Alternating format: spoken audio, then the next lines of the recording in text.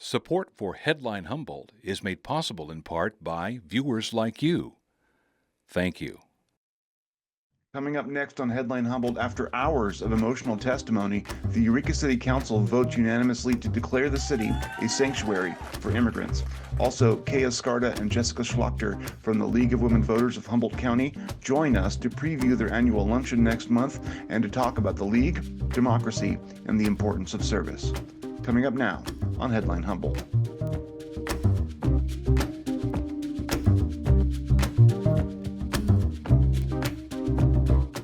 From the top of Humboldt Hill, this is Headline Humboldt. I'm James Falk. Thanks for joining us.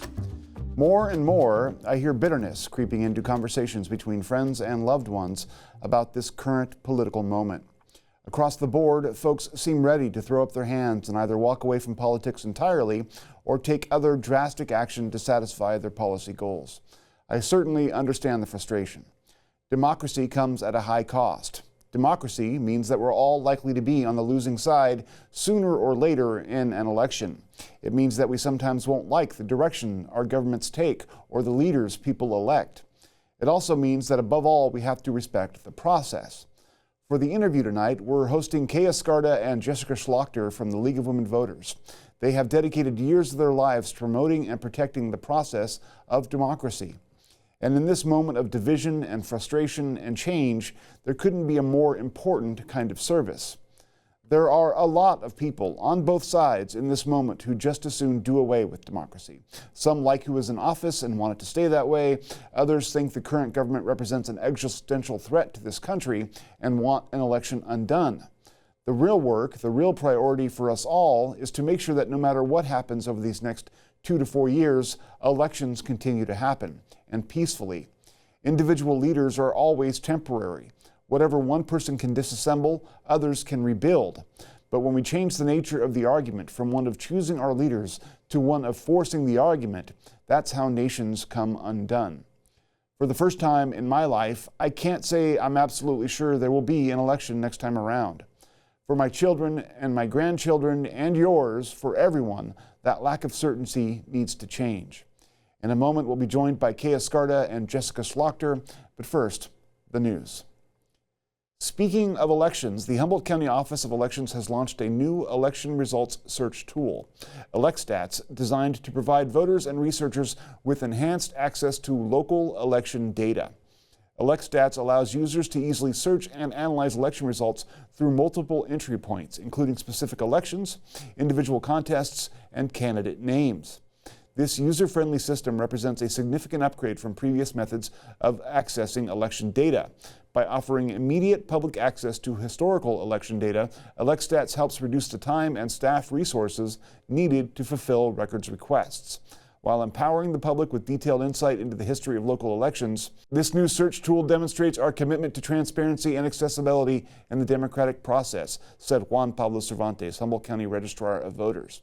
We're making it easier than ever for our community to access and understand election results, unquote. The tool can be accessed through the Humboldt County Elections website at electstats.humboldt.gov.org. Users will be able to search election results from 2013 to the most current general election, with older data to be included in coming months. After a 5-hour meeting that heard passionate comments from members of the public and the City Council, the Council voted unanimously to declare Eureka a sanctuary city. The resolution will prevent the city from using any of its resources for immigration enforcement and specifically prohibits the Eureka Police Department from sharing immigration-related information with U.S. Immigration and Customs Enforcement. That is, unless such is required by federal or state law. It doesn't prevent enforcement against immigrants convicted of serious crimes. Dozens of people spoke at the meeting, mostly in favor of the resolution. Brenda Perez from Central Del Pueblo applauded the move, while also pointing out that it's been 7 years since the county passed its sanctuary ordinance. Councilwoman Renee Contreras de Loche, meanwhile, was emotional as she described how the changes in immigration law impact people's lives. I'm here today with great joy. I'm celebrating ahead that this discussion is public, that we are talking about a resolution for declaring this city, this great city, this political center, this vibrancy in economy, this industrial space, a sanctuary city. This is perhaps one of the movements for labor acknowledgement that is going to be the more concrete practice. It's fair, my friends. And it took only 7 years after the sanctuary law was declared in the whole county. I'm celebrating that this is happening. It feels like a movement to repair a historical mistake made by the policies that try to dehumanize immigrants. Right now, we are regaining our dignity. We are regaining a rightful space next to our youth leadership. It's unbelievable, and it made me very proud that it's in this room, a big group of them reclaiming their seats and being participants in politics. My hope with this resolution that we are going to all celebrate is that the local law enforcement stop the racial profiling, to implement a zero tolerance. It doesn't matter if we have a green card. We don't pour that green card in our foreheads. We are not showing up our citizenship, but we are showing up of color of our skin.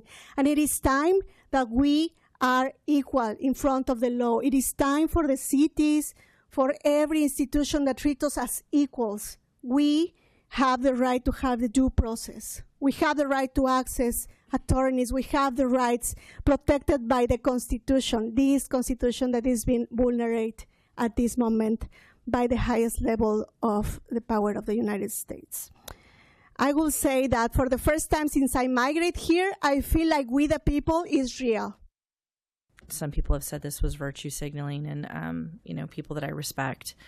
And I don't think that it is. I think that this is virtue and values affirming, and I think there's a time and place for that.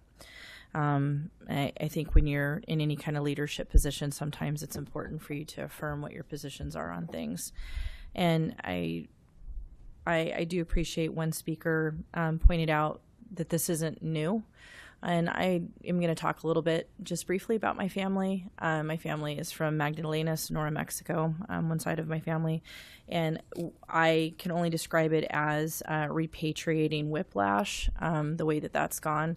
My family, that side of my family, has been here since long before it was ever called America, Mexico, or anything else. But did come back into the United States, so to speak, in the early 1900s, only to be repatriated, forcibly removed in 1932, only to be allowed back in during the Bracero program that was between 1942 and 1964 because the United States had a need, and so they were welcome again.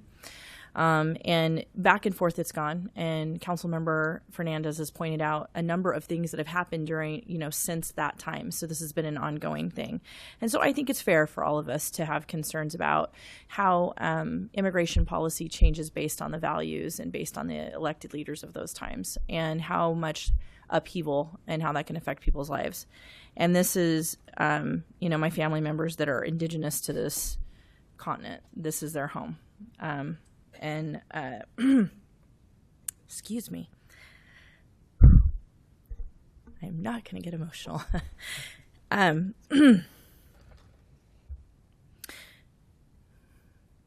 side of my family is part of the Pasquayaqui tribe.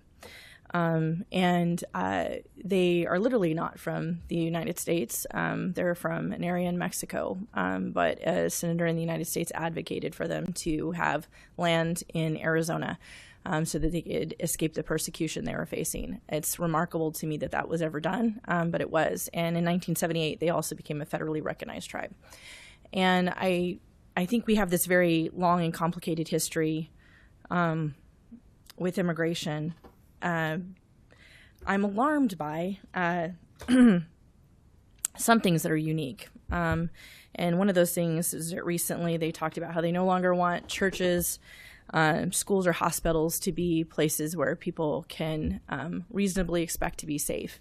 And that was something that I think that each time we see this, whiplash, for lack of a better way to put it, we see changes and twists on what I would say is cruel.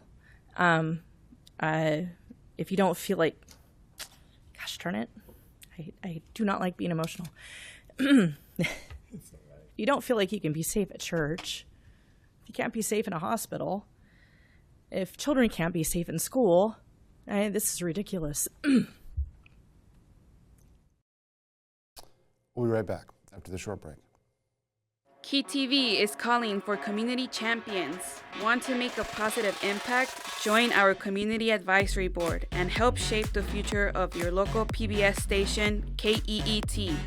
We're looking for passionate individuals throughout our viewing area, including Crescent City, Willow Creek, Southern Humboldt, and beyond, especially those from diverse backgrounds. Meetings are quarterly and held online. Visit keet.org to learn more and make a difference today. Ever wonder what happens to your car when you're done with it? Will it be taken care of? What if donating could give you access to more of the television you love? We'll use the proceeds from your donated vehicle to help fund your PBS station and give you access to our most popular member benefit, PBS Passport. With Passport, you can stream a massive collection of drama, mystery, history, music, and art programs. You're going to love it. Complete the easy online donation form today and we'll take care of the rest. And thank you. Joining us now in studio is Escarda and Jessica Schlachter from the League of Women Voters from Humboldt County. Thank you guys for joining us. Thank you for having us. I'm glad to be here. So let's pretend that the voters or the viewers in Humboldt County are from Mars and have no idea what the League of Women Voters is or what it does. How would you describe the organization and the kind of work that it does? Jessica, did you want to start?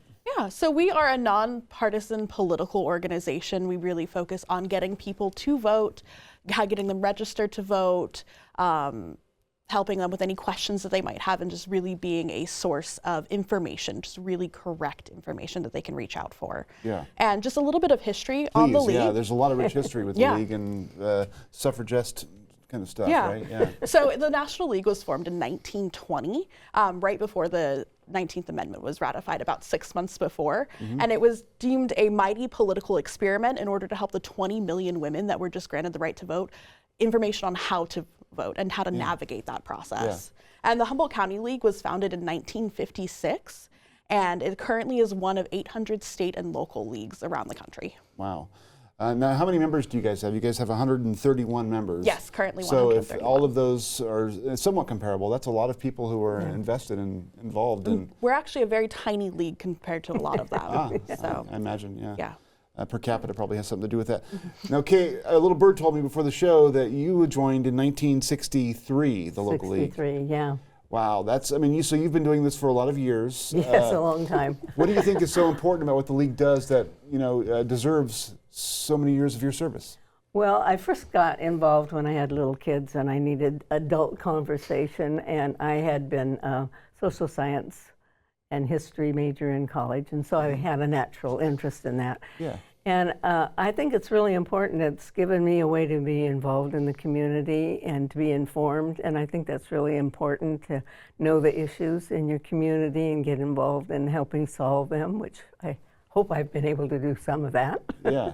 Well, that's one of the things that's really interesting about the league, is that it's invested in informing people and getting them involved in the process without exacerbating sort of the typical political divisions that poison so much of our public dialogue, which I think is really important. One of the other interesting tidbits that we discussed prior to the show was that when you first joined, it was the League of Women Voters and there were only women members. Right. And that's since changed. Can you talk a little bit about how that happened when it did change and what you thought? It was quite a process all over the United States. We changed when other mostly masculine organizations were allowing women to join, and we had this big discussion about where the League of Women Voters, should we allow men to be a part of it? And it passed nationwide, and we do have male membership. It's about a third of our membership, I think, are men. Yeah. And we've even had a male president in our local league here for a couple of years. So yeah, we integrated when everybody else did. Well, I think that by keeping League of Women Voters as the name, I think that was appropriate because it honors all of that history. Yeah, exactly right. And that it was really a sort of a groundbreaking movement when it first got started. Right. So I think that's important. So now, for people who may not know, what kind of work do you guys do? Obviously, at KEET here, we help you host the candidate forums. Yes. But there's that, and what other kind of things do you guys do? Well, we say we have two arms of League. One is the action arm, and the other is the study arm. And so we kind of keep those separate. We study issues, and some of those studies are a year long, some are 2 years long. Then we, through consensus of our membership, we come to written agreements, and those are our policy statements. And then once we have the membership passes those at our annual convention, as you would call it, our annual meeting, then we have it in writing, then we can take action on that at the Board of Supervisors, the City Council, or whatever. With the League, we do not do anything on private business, only with issues that government has something to do with. Yeah. So we can speak to our government elected officials. Yeah, and the principle is that you guys will take stands on issues that you feel like you have some education on, right? But not on a partisan basis, on the sort of weighing the pros and cons of each individual ballot initiative or something along those lines. And we do speak out on ballot issues that we have studied and have a position taken on both the state, the national, and the local levels. Yeah. Now, Jessica, so why have you been in the League? You've been in since 2018? Yes. And you're also a past president. You're both past presidents. Right. Yeah. What about the League, keeps you involved after 6 years or whatever it's been and keeps you coming back? So I originally joined in 2018. Back in my undergrad in college, I majored in journalism, and I've worked in libraries since. So correct information is so vital to me. Yeah. And I noticed as elections kept going on, there was just so much misinformation everywhere, and it was so exasperating to see, with my career and my major. And I wanted to do something about it. And I had the realization one day that sharing memes on Facebook is not going to do anything. And so I reached out. I wish other people would have that realization. And so I found that I had always used the League as a place to get information, and I joined. And I've worked on communications. I was co-president for 3 years. I'm currently communications director. And it's just, that helps me further just correct information out into the community. It's something that's just so vital to me. Yeah. And so important.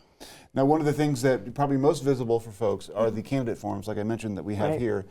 And that is not a simple process of just, hey guys, show up and we'll do this thing. It's like you guys have got to come up with your own questions and then field questions from the audience and deal with the different candidates and all the logistics. What do you enjoy most about doing the candidate forums? And do you have any particularly fond memories or stories or moments that you want to share? Well, I have been the moderator a couple of times, and that's a very stressful job. You have to keep everything going and keep everything stable. Yeah. But I usually try to do the question sorters, and you field the people on the phones take the questions, and then we try. Sometimes you'll get 10 questions on the same topic, and you try to get those coordinated so that you get the meat of the question. Yeah. And some people don't know how to really express their question correctly. Yeah. So if you only get one phone call on an issue, that's easy. You send it in just as it was written. Yeah. But when you get 10 people wanting to know something on the same subject, you have to kind of coordinate that, rewrite it so that it makes sense and gives the candidates a better opportunity to give the information back to the audience that is watching the program. What do you? What's your advice to people who are hosting their first candidate forum? Oh, hosting? Yeah. Well, to be prepared. Exactly right? Pretend you're a Boy Scout or a Girl Scout. Now, one of the things that I mentioned in the beginning of the show, and I find myself talking about a lot, is that we're in this moment now in the country and the county and everywhere else where there's a lot of political division. People are dedicated to whatever sides they're on, and they don't want to hear information coming from either side. Can you talk a little bit about, and Jessica, we'll start with you, what kind of challenge that presents to the League and to yourself as a member of the League in trying to do sort of nonpartisan work? I find that once people have their mind made up with something and in their mind, oh, this organization is partisan, this organization is not partisan, once they have an idea of it, they don't want to accept any information from they have a bias that's there, and it's hard to get people to listen a lot of times, especially, and we are a nonpartisan organization, and we're constantly promoting that, and we're constantly letting people know we are a trusted organization for nonpartisan information. You can trust that the information coming out from us is correct and accurate. And everyone wants to see partisan aspects of everything. Absolutely. It just not even in organizations like us, but just in every aspect of daily life. So getting people to truly see that we are nonpartisan has been a challenge, I feel, and getting people to recognize that. Yeah, So, no, I mean, I think that there are people out there now in the information sphere who want to brand every organization that's not theirs or aligned with them as misinformation so that they can try and control their narrative. And I think that happens on both sides. But for an organization like the League, where you guys are giving nonpartisan, important utilitarian information to folks, if they poison that well, then they can control more of the debate. And so I think that's an unfortunate aspect of, we were talking earlier about the meme posting on Facebook. That's all part of this shaping of the dialogue that's been going on more and more. Now, you guys mentioned that you have 131 members, and if people want to join, there's a slight fee, but then the fee now has been made a sliding scale fee. But if people wanted to, they could probably go to the website. Would that be a good place to look for membership information? yeah, our website is www.lwvhc.org. And if you go there, you can also look for information on donating or helping to support the We're League. always happy to have donations. Upcoming events, you can access our newsletter, see who the current board members are, contact us. Any questions you have can be answered on the website. Okay. Now, one of the things that we really wanted to talk about this week was the luncheon that's coming up, which is your guys' primary fundraiser for every year. And so the 2025 luncheon is coming up in April. What's that going to look like for folks? It's going to be at the Adorney Center. We know that much. Right, it's at the Adorney Center. This is our 31st community luncheon. And we have, it's a celebration of the luncheon, but it's also our only one fundraiser of the year. We usually have the speaker from the Board of Supervisors give a state of the county situation, talking about the budget, what are the big problems, and what are they working on for the year. And there's always problems. And there's always problems. It's the county. That's the way it works. We also have a keynote speaker on different subjects. We try to vary that from all different points of view, or not points of view, but issues, the environment, government, social services, whatever. We try to make it a different one that's of interest to the public every year. And this year it's Keith Flamer, right? Yeah, but that's a little different thing because he's not he is the keynote speaker, but he's coming from the point of education and what's going on in education. Okay. So then we're also, every year we honor a couple of people. It's either a person or an organization. And this year we're honoring two different organizations. I have to look to say. There's the Election Transparency Project. Election Transparency Project, which is really hard for me to remember in my head. It's a great thing, though. You'll be very interested in hearing what they have done over the years. It's very important to making sure that our elections are fair and accurate. Okay.